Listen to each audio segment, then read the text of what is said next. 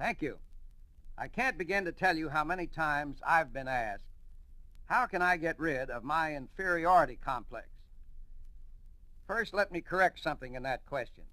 It's not how can I get rid of, but how can I rid myself of my inferiority complex? Because a complex, inferiority or any other kind, is simply your own fixed idea about yourself. It's some notion you have about yourself with which you've become obsessed.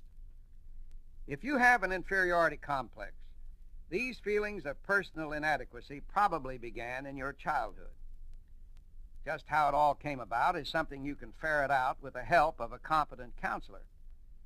But what you can do about it, now that you have it, is what we're going to talk about. Because this complex is a product of your own mind, there are steps you can take in your mind to help overcome it.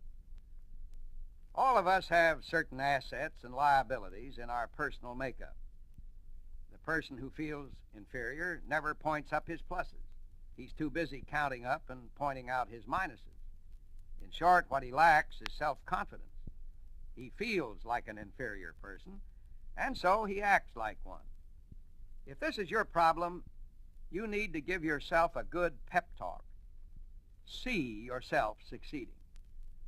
And once you've got this mental picture, stamp it indelibly in your mind. Your mind will do its best to develop the picture and make it an actuality. You don't have to live within the confining limits of an inferiority complex. If you venture outside them, you may discover your true self and how capable you really are. In a moment, let's look at a few signposts. One way to deal with an inferiority complex is to try to mask it with an air of self-confidence and poise. You may even fool some people that way, but you won't be fooling yourself. Underneath, you'll be just as unsure of yourself, as scared as ever. Try this. Make a true estimate of your own ability, then raise it 10%. That doesn't mean become egotistical.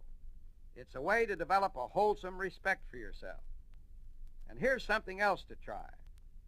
At the first sign of a negative thought, maybe some obstacle or difficulty you're going to have to tackle, think of something positive and say it aloud or to yourself. The point is not to let your imagination dwell on the unpleasantness of it and inflate it to bigger proportions.